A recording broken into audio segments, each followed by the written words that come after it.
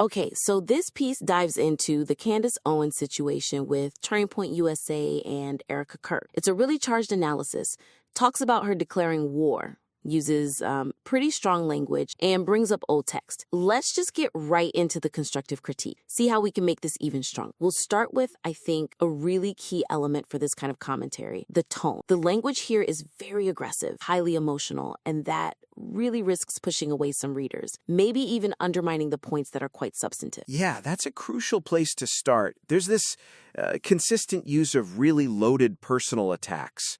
You know, calling someone a crazy delusional dingbat, or that hello crazy person alert line. It pulls focus. Right. Instead of analyzing the strategy, like what's the impact of releasing private texts, what's the political game in declaring war, it becomes mostly about attacking her character. And does that make it feel less analytical, more personal? Exactly. It starts sounding kind of vindictive, which weakens the analysis. The writer moves from being an analyst to almost sounding like another player in the fight. So when you use that kind of ad hominem, who are you actually losing from your audience? You're losing the people who want thoughtful analysis, the ones looking for the actual hypocrisy or the inconsistencies you could be highlighted. There's a huge analytical opportunity here, but the aggressive tone kind of buries it. Right. It gives the other side an easy out, doesn't it? They can just dismiss it. Totally. Oh, this is just sour grapes or a personal vendetta. So the suggestion is really to elevate the analysis, move away from the insults, and focus squarely on her rhetorical strategy and her actions. So maintain analytical rigor, even if you think the behavior is extreme. Precisely. You can be firm, you can be critical of the action, but you don't need the name-calling. It actually makes the critique stronger when it's based on observation, not just dismissal. Okay, so replacing that emotional heat with documented political moves. Yes. Let's take some concrete example. When she says, I want war with all of you, instead of just saying, oh, that's crazy, analyze it. Treat it like a provocative political statement. Okay. What's the strategic goal? Is she trying to galvanize a base? Is she trying to, break away from mainstream conservatism? Frame it as strategy. Makes sense. And another one. Instead of just saying she has lost the plot, document the inconsistency. Point out how she slams cancel culture all the time. But then there's this alleged use of copyright strikes against Nathan Livingston. The contrast. Exactly. That contrast between what she says and what she allegedly does, that's powerful. It doesn't need any insult. You let the facts do the heavy lifting there. Let the actions speak louder than the adjectives. Yeah, I like that. The actions stick, which actually leads us right into the next point, the evidence itself. Those 2018 text messages are incredibly compelling, really potent stuff. But the piece needs to maybe more clearly connect that historical evidence to the current accusations being made. Yeah, this is where it gets interesting and maybe a little tricky because that evidence is explosive. Those 2018 messages where Charlie Kirk supposedly sees his own death and calls Owens the David to finish the fight. Wow. Right. Super dramatic. But then the piece uses those texts to argue that now she's dancing on his grave or exploiting his name. And that jump, it needs more connective tissue. Yeah, it feels like a bit of a leap. You've got this, 6-7-year-old texting setting her up as a successor, and then current actions that look like attacking his legacy, his organization. The writer says it's exploitation, but the old text alone doesn't automatically prove that motive today. That's the weakness. Exactly. The motive is asserted quite forcefully, but it's not really demonstrated by those texts on their own. The reader has to fill in the blanks, which a strong critique shouldn't really ask them to do. Okay, so what's the fix? How do you build that bridge? The suggestion is to dedicate some real analytical space to defining that contradiction. Really spell out the contrast between the 2018 finish the fight idea and the current I want war reality against his company and widow. Right. You need to explain why releasing these specific texts right now comes across as manipulation or exploitation. What makes the timing and the content exploitative in this context? It's tempting, though, isn't it? When the evidence is that personal, that raw, talking about death, to just let the shock value carry the argument. How do you advise the writer to resist that and, do the harder analytical work? You swap shock value for sharp contrast. You need to actually analyze the specific phrase like, I believe you were the peace that God meant me to meet that will finish the fight. Dig into that. Okay.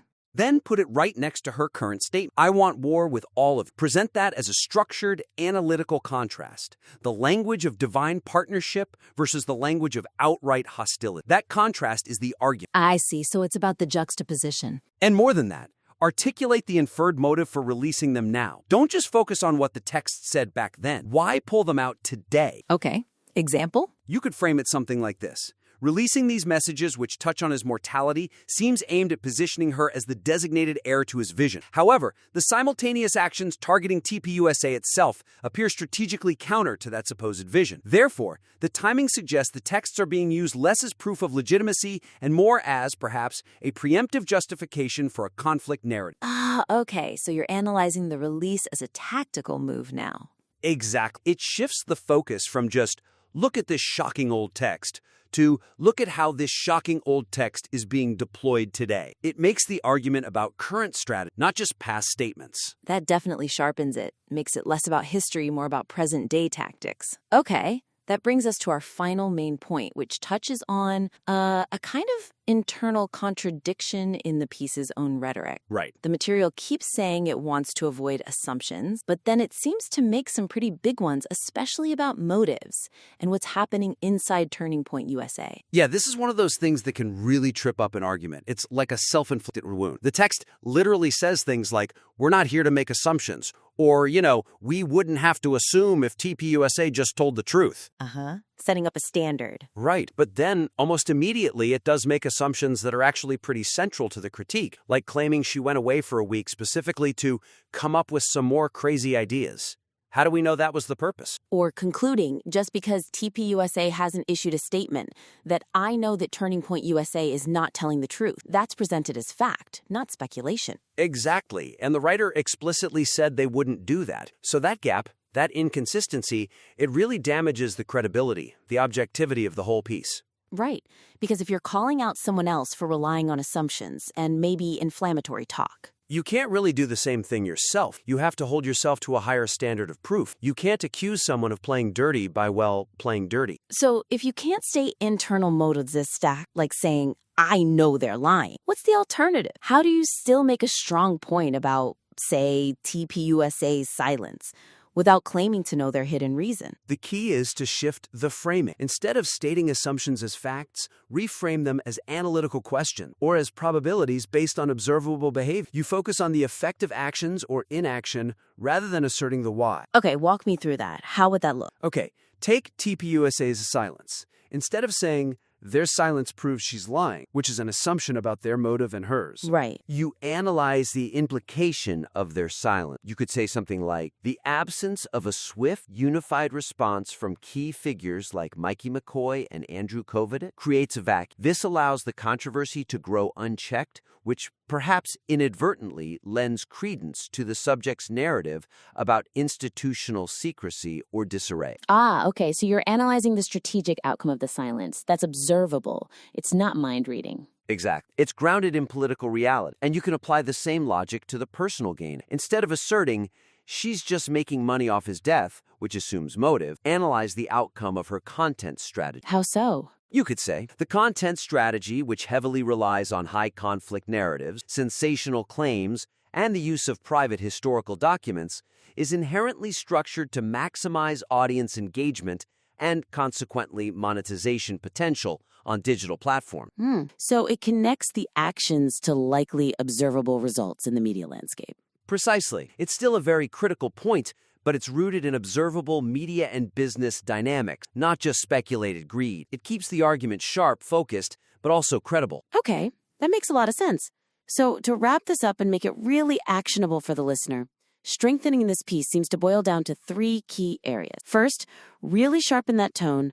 Swap the personal attacks for rigorous, objective analysis of her strategies and inconsistencies. Right. Let the facts and the strategic analysis do the talk. Second, nail down that logical link between the old 2018 texts and the current claims of manipulation. Analyze the timing and purpose of releasing those texts now. Don't just rely on their shock value. Build that bridge. And finally, Fix that rhetorical contradiction. Stop claiming to avoid assumptions while actually making them. Reframe speculative points, analyze observable outcomes, strategic effects, implications of actions, rather than asserting hidden motives as fact. Exactly. Look, the raw material here, the subject matter, it's incredibly strong. It's explosive. People are interested. By adopting a more focused, analytically robust, and frankly more objective voice, Yeah. the argument against her behavior will hit much harder.